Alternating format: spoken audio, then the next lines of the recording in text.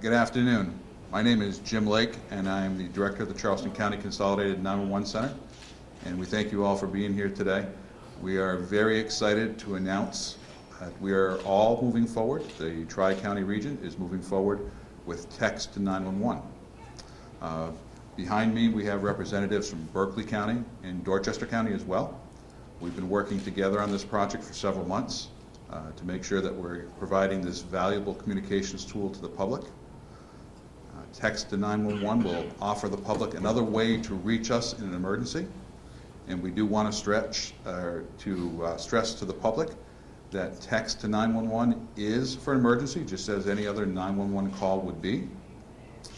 We'd also like the public to understand that this tool can be used for those situations where they're not able to make a voice call. Situations such as if this is a domestic violence incident and it's occurring right now and the victim may not be able to call because the abuser is there with her, that they are able to text us and give us that message. This also opens up another very valuable tool to a part of the community that for a long time now has been advanced in using cell phones but has been restricted with 911 access to wireline phones. The deaf community for years has been using cell phones just as though the hearing public has. However, they've only been able to contact 911 directly using an antiquated TTY system that is plugged into the wall. With Text-to-9-1-1, this now gives our deaf community the ability to text 911 directly without going through a relay service. What we want the public to know is that when you text 911, it's very similar to sending any text message. You'll enter 911 into the to field. In the message field, you will please enter your address or the location of the emergency and a short and brief description of what the emergency is. When you hit the send button, it will go to the appropriate 911 center and it will provide that information to them, and they will respond back to you. If for some reason text messaging is not available at that time, you will immediately get a message back from the 911 center, an automatic message saying that text is not available.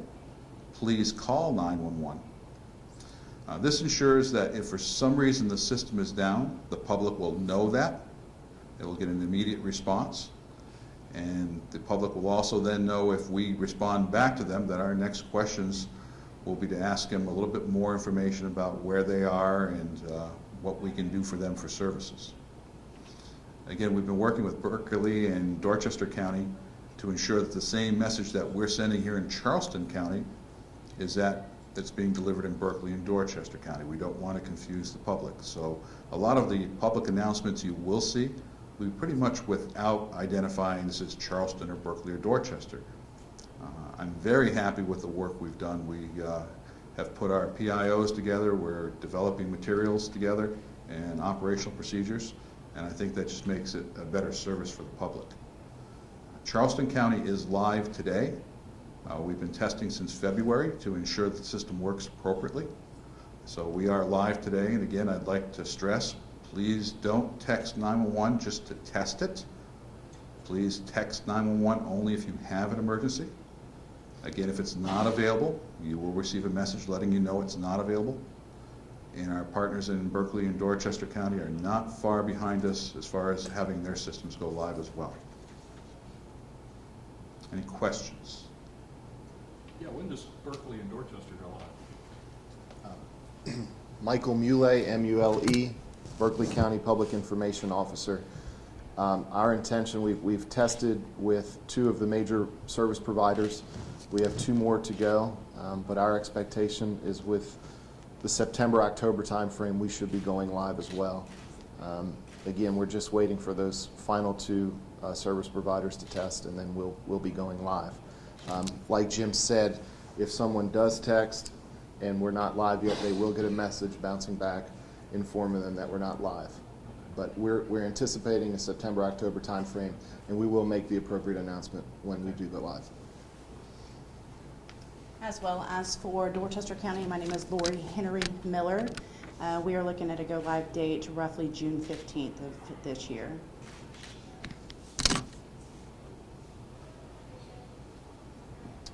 think one piece that I forgot to mention that's very important is that this is an interim solution. And what I mean by interim is that we are not receiving photos, images, or video at this time. It is only for text message, so please do not try to send us photos or videos. We will not be able to receive those. Any other questions? Jim, how many other counties have this in the state? I do not have an official count of how many other counties in South Carolina do have this. I do know from firsthand experience that York County, Kershaw County, Greenville County, all are live with Text-to-9-1-1. Do you know how much is used by the general public or historically? I mean, Yes, so we are not the first in the country to go live with this solution, so we've been looking at other centers across the country, and for the most part, they're not seeing a high usage of text messaging. What we're finding is that it's being used appropriately for domestic violence incidents from the deaf community, as well as some people that just are not able to reach 911 with a voice call, and for the most part, not seeing a high increase in that. Will abusing the system result in charges? The same as it would with a 911 call. Yes, ma'am. Can you tell us anything about if you're texting, say, in like a rural area, is that expected to go through, or does that kind of fall along the lines of normal roaming services or charges or anything like that? Or? This is why it's been a difficult decision, and a lot of testing has occurred for us. Texting to 911 is just the same as texting to your friends. Sometimes your messages don't go in the right order. Sometimes they don't get there at all. So that's why it's important that if your text message is not received by 911, the network will send a message saying it's not available. So it'll be same restrictions as you would texting a friend or family member. Yes. To that point, if they have not received a reply back and time has gone out by, it's important that the individuals know that they should call at that point. If you haven't gotten a reply, whether it's the service not available or just not a reply at all, you want to make sure that they're calling into 911. and when the 911 center receives this text, do they then call to get more information, or is it that the person puts, in other words, you put the nature of the emergency in the text, in the location? Yes, so our slogan, and it is nationally, is call if you can, text if you can't. Okay. So one of our questions after you text us will be asking you, can you make a voice call? And if the answer is yes, then we certainly wouldn't want to put that person in danger by trying to make a call back to them. Mm-hmm.